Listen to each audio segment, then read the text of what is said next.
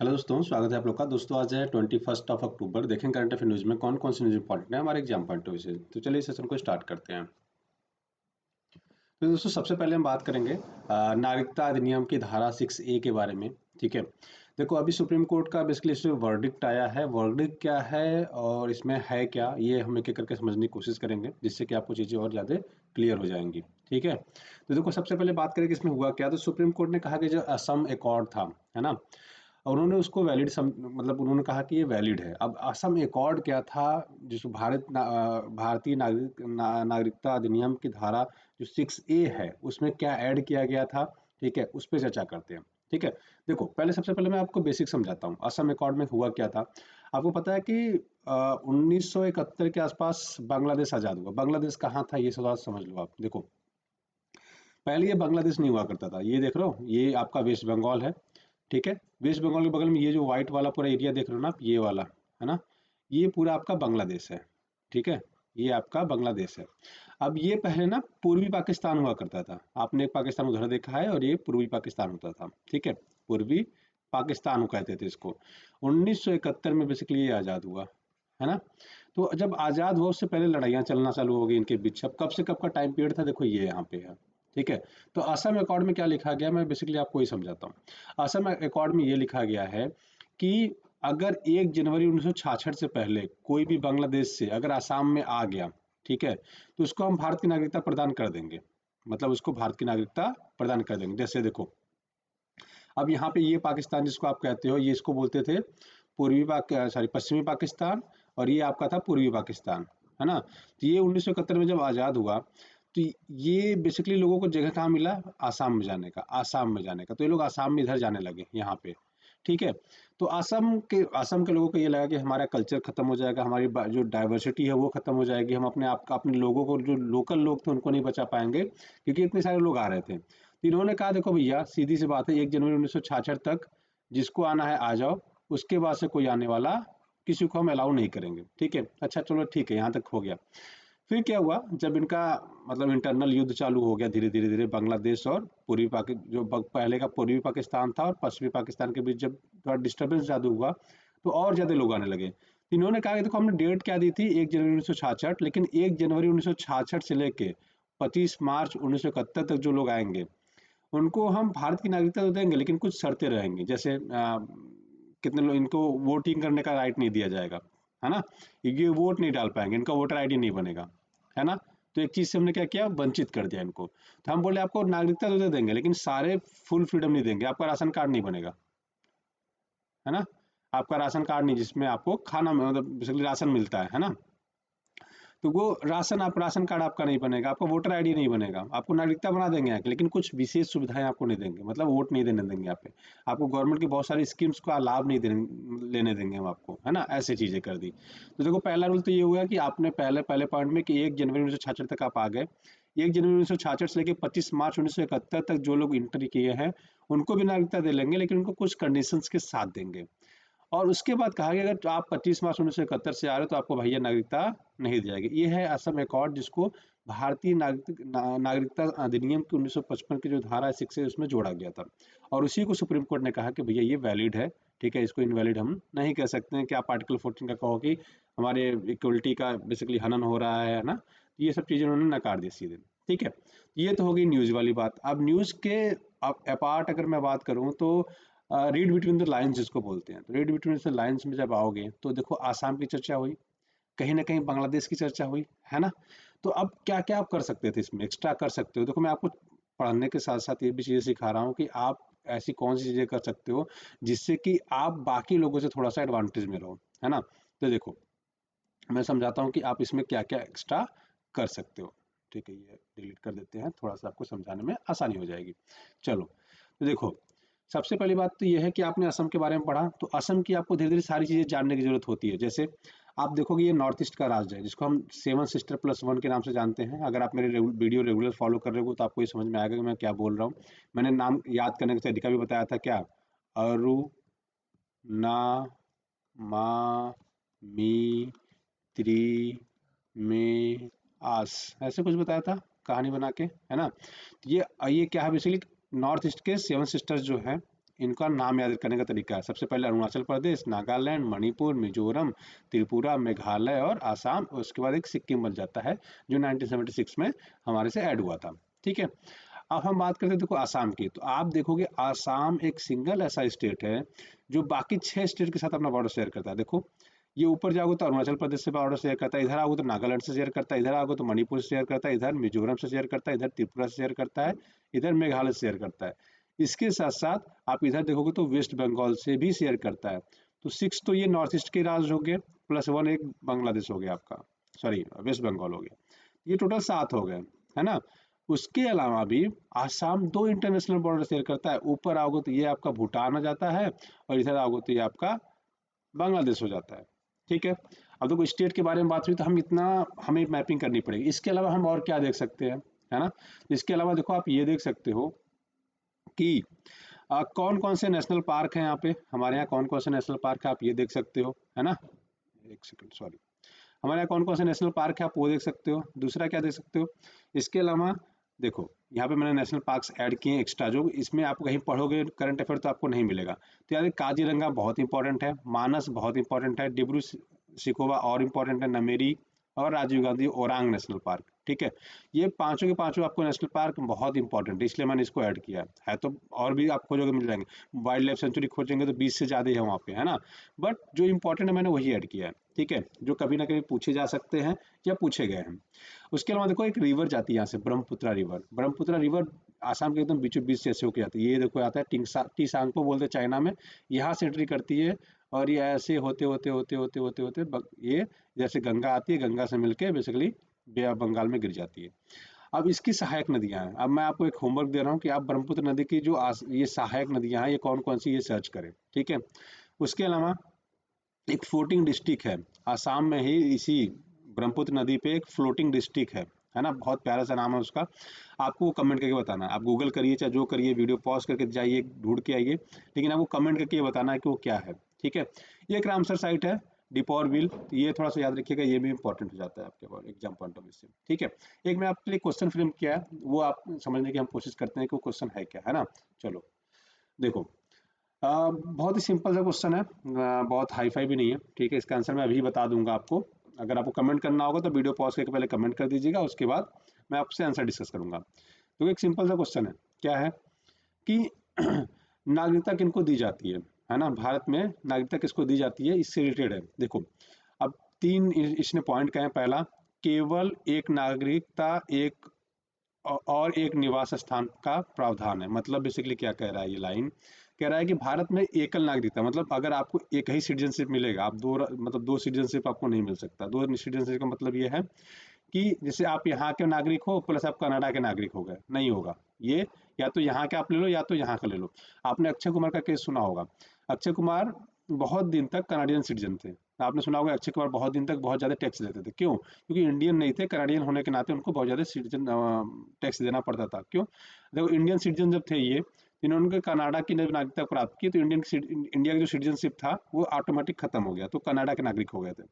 फिर जब अभी कुछ दिन पहले जब चर्चा हुई कि आप नेशनल मूवीज बनाते हो और अब कनाडा के नागरिक हो, तो इन्होंने ये त्याग दिया और भारत की दोबारा से नागरिकता ग्रहण कर ली थी। ठीक है, तो याद रखिएगा ये एक लाइन है कि केवल एक नागरिकता और एक निवास स्थान का प्रावधान है, ये इंपॉर्टेंट है। ठीक है, तो ये आपका ऑप्शन सही हो जाता है। ठीक है, एक निवास स्थान का मतलब यह है कि आप एक नागरिकता लेके एक ही जगह पर रह सकते हो। ऐसा नहीं कि आप एक नागरिकता लेके मतलब एक नागरिकता के साथ साथ आप कहीं और की नागरिकता नहीं ले सकते हो। ठीक है, प्लस प्रधानमंत्री कौन बन सकता है? एक नागरिक, एक है सिटीजन जो जन्म से ही देश का प्रधानमंत्री बन सकता है। मतलब अगर आपका जन्म देश में ही हुआ है क्या तभी आप प्रधानमंत्री बन सकते हैं? नहीं। ठीक है, आपने राहुल गांधी की मम्मी की बात सुनी होगी, मतलब मम्मी कौन है? सोनिया गांधी, है ना। एक टाइम था जब 2004 में इलेक्शन जीता था इंडियन नेशनल कांग्रेस, तो इनको बेसिकली प्राइम मिनिस्टर कैंडिडेट बनाने की बातें हो रही थी। फिर उसके बाद मनमोहन सिंह को बनाया गया था, है ना। मनमोहन सिंह को उसके बाद बनाया गया था दोस्तों। इसमें एक उस समय जो सुषमा स्वराज थी उन्होंने कहा था कि अगर सोनिया गांधी को प्रधानमंत्री बनाया जाएगा तो मैं अपना सर मुड़वा दूंगी, है ना। ठीक है, तो ये इसलिए नहीं बन पाई थी। तो इसमें कहीं हमारे संविधान में ऐसा नहीं लिखा गया है कि आप जब आपका जन्म भारत में ही होगा तभी आपको नागरिकता दी जाएगी, ऐसा कोई प्रावधान नहीं है। लेकिन अमेरिका में है। अमेरिका में आपने अगर सिटीजनशिप वहाँ की ले ली तो आप वहाँ के प्रेसिडेंट नहीं बन सकते हो, है ना। वहाँ पे आपको जन्म वहीं पे होना चाहिए। अगर आपको वहाँ जन्म हुआ है तब डेफिनेटली आप कोई भी पॉलिटिकल पार्टी कुछ भी कर सकते हो वहाँ पे। लेकिन इंडिया में ऐसा नहीं है। इंडिया में आप यहाँ के नागरिक हो, ठीक है, तो आप कुछ भी कर सकते हो। यहाँ पे ऐसा कुछ नहीं लिखा गया कि आपका जन्म ही यहाँ पे हुआ होना चाहिए, ये वाला कंडीशन नहीं लिखा गया है, ठीक है। एक बार नागरिकता प्राप्त करने के बाद विदेशी को किसी भी परिस्थिति में वंचित नहीं किया, मतलब बेसिकली ये कह रहा है, अगर कोई फॉरेनर है, मान लेते हैं कोई अमेरिका से आया, यहाँ रहने लगा, यहाँ का सिटीजन बन गया, है ना। अब क्या यहाँ का जब सिटीजन बन गया तो कह रहा है कि इसको अब दोबारा से हटाया नहीं जा सकता, ये गलत है, इसको हटाया जा सकता है, ठीक है। तो इसको हटाया जा सकता है। अगर मान लीजिए आप यूएसए के नागरिक थे, इंडिया में आए, आपको हमें पता चला कि आप कुछ इलीगल एक्टिविटी में इन्वॉल्व है, हम आपकी नागरिकता कैंसिल करके भेज देंगे, रिपोर्ट कर देंगे, भाई अपने देश दो, यहाँ मत रहो, है ना। एकदम क्लियर है ये वाला ऑप्शन आपका गलत हो जाता है, ठीक है। एक नागरिक जन्म से ही देश का प्रधानमंत्री बन सकता है? नहीं, जन्म वाला कंसेशन हमारे यहाँ नहीं है, ठीक है। अगर आप सोनिया गांधी का केस अगर आपको पता होगा तो ठीक है, नहीं पता कोई इशू नहीं है, ठीक है। देखो, अब ये 2-3 केस नहीं होगा, मतलब ऑप्शन 2 या 3 नहीं होगा, तो 2 यहाँ 3 यहाँ पे है, नहीं होगा, ये वाला नहीं होगा, 2 वाला नहीं होगा, बचा कौन? एक। तो आपको क्वेश्चन सॉल्व करने के देखो 2 तरीके हैं। पहला ये है कि भैया सही ढूंढ लो, दूसरा ये है कि गलत ढूंढ लो, है ना। दोनों तरीके से आप क्वेश्चन सॉल्व कर सकते हो, अप्रोच दोनों होना चाहिए। अगर आपको सही नहीं पता है तो गलत ढूंढने की कोशिश करो। तो मैं आपको यहाँ पे ये सिखाना भी चाह रहा था कि एक तो आप तरीका ये ढूंढ सकते हो कि सही चीजें ढूंढ लो, अगर सही चीजें नहीं ढूंढ पाते तो गलत चीजें ढूंढ लो, तो भाई ये तो होगा ही नहीं ऑप्शन में, है ना। तो दोनों तरीके से देखो, मैंने आपको बता दिया क्वेश्चन सॉल्व कर सकते हो, है ना, ठीक है। चलो अब आगे बढ़ते हैं। अब बात करेंगे दोस्तों नोटो की। आप बेसिकली क्या है, इसका फुल फॉर्म देखो तो national organ tissue transplant organisation है। बेसिकली ये गवर्नमेंट की ही एक डिपार्टमेंट एक तरह से कह सकते हो आप, ठीक है। किसके अंतर्गत आता है तो याद रखिए, ministry of health and family and welfare के अंतर्गत आता है, सेंट्रल गवर्नमेंट के अंदर ही आता है ये ऑर्गन, ठीक है। इसकी वेबसाइट भी है ये, ठीक है। तो ये लोग क्या करते हैं बेसिकली देखो, बेसिकली ये लोग क्या कहते हैं कि एक साल में, है ना, जैसे आपने एक बैंक नाम सुना है, बैंक होता है ना। बैंक में क्या हम लोग क्या करते हैं, पैसे डिपॉजिट करते हैं। कभी भी आपके दिमाग में अगर मैं बैंक की बात करूंगा तो आपको ये नहीं आएगा कि बैंक से पैसा निकालने की, है ना। आपको हमेशा डिपॉजिट की ही चीजें ध्यान आती है कि बैंक में क्या करते हैं। अगर मैं आपसे पूछ दूं बैंक में क्या करते हो तो आप कहोगे पैसा जमा करते हैं। जिन बहुत कम लोग होंगे जो कहेंगे बैंक से पैसा निकालते हैं, ठीक है। ऐसे ही ब्लड बैंक होता है। ब्लड बैंक का काम क्या होता है, वहां पे आपको वहां से ब्लड बैंक से ब्लड मिल जाता है ना। ए बी, ए जो भी आपका हो, ए बी ओ, है ना, ए बी, जो भी ब्लड ग्रुप रहता है, आप उसका ब्लड ग्रुप चाहिए होता है, आप जाइए अपना ब्लड डोनेट करिए और आपको आराम से आपको ब्लड मिल जाता है ना, according to your blood group, right. तो इसमें क्या होता है, ब्लड बैंक का मतलब, बैंक का मतलब होता है इकट्ठा करना। बेसिकली इसका मतलब मैं ये समझाना चाह रहा हूँ कि बैंक का एग्जैक्ट मतलब क्या होता है, तो ये कहता है कि मतलब इकट्ठा करना, है ना। तो ये आपको इकट्ठा करके एक तरह से कहता है ना, तुमने क्या कितना अपना बैंक बैलेंस बना लिया, बैंक बैलेंस बना लिया, मतलब तुमने कितना अपना पैसा इकट्ठा कर लिया, यही बोलते हैं। तो जैसे बैंक बैलेंस होता है, जैसे ब्लड बैंक होता है, ऐसे ही आई बैंक होता है, आई बैंक होता है, कॉर्निया बैंक होता है ना। तो ये बेसिकली क्या कहना चाह रहा हूं मैं कि हर चीज इकट्ठा करते हैं, मतलब आई, ई वाई ई, ठीक है। अब होता क्या है कि जो लोग गवर्नमेंट हॉस्पिटल में डेथ करते हैं, ठीक है, जो लोग गवर्नमेंट हॉस्पिटल में जाने डेथ करते हैं तो उनसे डोनेशन कराई जाती है कि आप अपनी कॉर्निया डोनेट कर दो, आप अपनी आँख डोनेट कर दो। क्यों? क्योंकि ऐसे कई लोग हैं जिनकी कॉर्निया अगर रिप्लेस कर दी जाए तो वो देख सकते हैं, जिनकी आँख रिप्लेस कर दी जाए तो वो देख सकते हैं, बट मिलेगा कहाँ से किसी का, जिंदा आदमी तो देगा नहीं अपना, है ना। तो जो एक्सपायर कर गया है उसका बेसिकली इसमें इकट्ठा करने की बातें कही गई है ना। तो देखो इसमें क्या कहा इन्होंने, इन्होंने कहा कि देखो जो कॉर्निया होते हैं और कई जैसे टिश्यूज, ये मतलब बहुत सारे काम करते हैं, मतलब हार्ट के वेसल्स वगैरह, इस टिश्यूज वगैरह इस सब में सेक्टर में काम करते हैं। बट बेसिकली इसमें चर्चा जो की गई थी वो कॉर्निया की गई है इस बार, ठीक है। अब इन्होंने क्या कहा कि देखो अब से मतलब मिनिमम आपको क्या करना है, एक साल में आपको कम से कम 50 आंख और 100 कार्निया एकत्रित करने की अपेक्षा की जा रही है। कम से कम साल भर में 500 के आसपास आप करेंगे ये, है ना। एक मतलब महीने का टारगेट ये है, साल का लगभग 500 बोला है ना। तो ये याद रखिएगा कि नोटो क्या है, कई बार आपसे एग्जाम में डायरेक्टली पूछ लेगा, तो किस मिनिस्ट्री, आप इसमें क्वेश्चन कैसे बनेगा मैं आपको ये समझाता हूँ। पूछ देगा कि नोटो किस मिनिस्ट्री के अंदर आता है, तो याद रखिएगा मिनिस्ट्री, मिनिस्ट्री यहाँ पे देखो है लिखा हुआ है, ये देखोगे शायद थोड़ा सा दिख रहा है आपका, ministry of health and family welfare government of India के अंतर्गत आता है ये, ठीक है। तो ये थोड़ा सा याद रखिएगा। चलिए आगे बढ़ते हैं। अब बात करते हैं दोस्तों भारतीय नौसेना युद्ध अभ्यास, जो भारत और ओमान की नौसेना के बीच किया गया, ठीक है। अब ये हो गया एक लाइन में आपका क्वेश्चन का आंसर, मतलब बेसिकली ये हुई न्यूज में। लेकिन अपार्ट फ्रॉम इसके हम क्या देख सकते हैं, सबसे पहले बात तो ये है कि आपको ओमान के बारे में थोड़ा सा जानने की जरूरत है। तो ओमान की कैपिटल क्या है, मस्कट, याद रखिएगा। इसकी करेंसी क्या है, तो ओमानी रियाल है, ठीक है। अब ओमान का लोकेशन क्या है, तो देखो ये है हमारा इंडिया,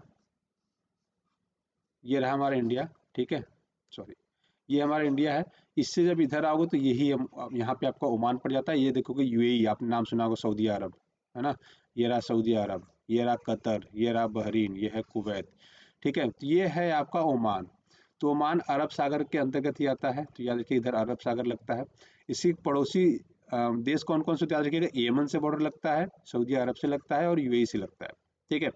एक बड़ा इंटरेस्टिंग फैक्ट है यहाँ पे, मैं आपको दिखाता हूँ, ठीक है। देखो नेक्स्ट स्लाइड में दिखाता हूँ मैं आपको, यहाँ पे ये देखो आप, कलर चेंज कर देते हैं, एक सेकंड, ठीक है। अब यहाँ पे आप देखो, ये है पर्शियन गल्फ, है ना, ये है गल्फ ऑफ ओमान, ये है इधर अरब सागर या अरेबियन सी बोलते हैं, इधर इंडिया है अपना यहाँ पे, है ना। तो मैंने बताया कि इसके इधर क्या है, ओमान है। ओमान का पड़ोसी कौन कौन से है, यमन है, सऊदी अरब है और यूएई है, ठीक है। यहाँ पे की स्टेट पाई जाती है, स्टेट ऑफ हॉर्मूज, है ना। तो स्टेट ऑफ हॉर्मूज क्या करता है, दो दो कॉन्सेप्ट में यहाँ समझा रहा हूँ। देखो पानियों को हमेशा जोड़ता है और जमीन को हमेशा अलग की जाती है। अगर पानी की बात करूँ तो जैसे मैं क्या समझाना चाह रहा हूँ, आपको समझा रहा हूँ। देखो जैसे ये कि यहाँ पे नहर गई है, ठीक है, मान लेते हैं इसको नाम मैंने ए दे दिया, और इधर आके इस पोर्शन को मैंने ए दिया है, इस पोर्शन को मैंने बी नाम दे दिया, और इधर कोई लैंड है, ठीक है। तो मान लो ये एक्स है और ये इधर मान लो वाई है, ये जमीन है आपकी। तो ये मान लो इसमें पानी है ना। तो पानियों को हमेशा जोड़ा जाता है, मतलब यहाँ पे मान लो इस पॉइंट को मैंने नाम दे दिया क्या, मान लो इस पॉइंट का नाम दे दिया हमने के।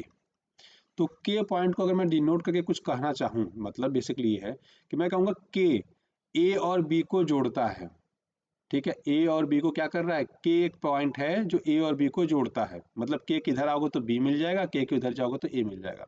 तो हम कहते हैं के क्या करता है, ए और बी को जोड़ता है। अभी नहीं समझ में आएगा तो जब एग्जांपल दूंगा तो आपको और बढ़िया समझ में आ जाएगा, ठीक है। मैंने कहा के ए और बी को जोड़ता है और एक्स और वाई को अलग करता है, ठीक है। कौन, के। अब देखो यहाँ पे समझाता हूँ। अब ये तो के और एबीसीडी से हो गया, हो सकता है नहीं समझ में, यहाँ पे समझते हो। अब ये देखो स्टेट ऑफ हॉर्मूज, मैंने क्या कहा कि जमीन हमेशा अलग होती है, मतलब देखो यहाँ पे एक प्लेस है, ये देखो, अच्छा आपको अगर पूछ दे स्टेट ऑफ हॉर्मूज किसके बीच है, तो ये ओमान का ही पार्ट है ना। आपको लगेगा यूएई का पार्ट है, नहीं, ठीक है, यूनाइटेड अरब एमिरेट्स का पार्ट नहीं है, ये ओमान का पार्ट है। तो जो जो स्टेट ऑफ हॉर्मूज है, यही आपका क्या था, अभी मैं समझा रहा था, के है, ठीक है। तो किसको किसको अलग करता है, ये दो जमीनों को अलग करता है, एक ईरान की जमीन और एक ओमान की जमीन, ठीक है। यहाँ पे ये जो छोटा सा प्लेस है ना, ये ओमान का है। मैं अभी इसको डिलीट करूंगा तो आपको दिखेगा, हल्का ये लिस्ट में दिखेगा, है ना, ठीक है। तो ये यूएई का पार्ट नहीं है, ये थोड़ा सा जमीन ओमान का ही है। तो ओमान और ईरान के बीच में क्या है, स्टेट ऑफ हार्मूज। अब मैं अगर स्टेट ऑफ हार्मूज से कहूँ, तो स्टेट ऑफ हार्मूज कहेगा कि मैं जिनको अलग करता हूँ वो कौन कौन है, ईरान और ओमान को अलग करता हूँ अपनी पानी से, ठीक है। अब किसको जोड़ता है, तो मैं इस हार्मूज से पूछता हूँ भाई तुम किसको जोड़ते हो, तो ये बोलता है कि मैं पर्शियन गल्फ और गल्फ ऑफ ओमान को जोड़ता हूँ, ठीक है। तो ऐसा है, जैसे मैंने कह दिया ना कि एक प्लेस ये है, एक प्लेस ये है। अब अगर ये दोनों अलग अलग है, कुछ भी इनके बीच में नहीं है, मैंने यहाँ से एक नहर निकाल दी, ठीक है, और इसमें से पानी से जोड़ दिया इस प्लेस को। मैंने कहा, मैं कहूंगा ना ये नहर किसको किसको जोड़ता है, तो मान ली ये प्लेस ए है, ये प्लेस बी है, तो मैं कहूँगा ये नहर जो है प्लेस ए को प्लेस बी से जोड़ता है, तो यही है। पर्शियन गल्फ को गल्फ ऑफ ओमान से जोड़ता है, और अगर जमीन है तो दोनों को अलग करेगा, ठीक है। और ये जमीन किसकी है, यहाँ पे ये ओमान की जमीन है। मैं आपको यहाँ पे डिलीट करके दिखाता हूँ, तब शायद आपको थोड़ा सा ज्यादा बढ़िया से क्लियर हो जाएगा। देखो देखो यहाँ पे इसका बॉर्डर देखोगे ना, तो बहुत हल्का सा येलिस में दिख रहा होगा आपको, है ना, दिख रहा है ना, ठीक है। तो यही मैं आपको समझाना चाह रहा था दोस्तों, ये ओमान का पार्ट है, ये वाला, है ना, ये, ठीक है। तो याद रखिए स्टेट ऑफ हार्मोज आपको एग्जाम पढ़ने से बहुत इंपॉर्टेंट हो जाता है, डायरेक्टली क्लास मतलब आपको एग्जाम में क्वेश्चन इससे बन जाते हैं, ठीक है। तो आज के वीडियो में दोस्तों बस इतने रखेंगे। आशा कर रहे होंगे कि आपको वीडियो पसंद भी आ रहा होगा, ठीक है। तो आप अपने दोस्तों के साथ शेयर करें जो एग्जाम की प्रिपरेशन कर रहे हैं, चाहे वनडे का एग्जाम की प्रिपरेशन कर रहे हो, चाहे स्टेट पीएससी की कर रहे हो, किसी भी एग्जाम की कर रहे हो, आप उनके साथ जरूर शेयर करें, ठीक है। तो आज की वीडियो के लिए बस इतना ही रखते हैं दोस्तों। वीडियो अच्छी लगी हो तो लाइक शेयर सब्सक्राइब करना ना भूलिएगा। वीडियो देखने के लिए बहुत बहुत धन्यवाद। आपका दिन शुभ हो। Thank you so much, have a great day.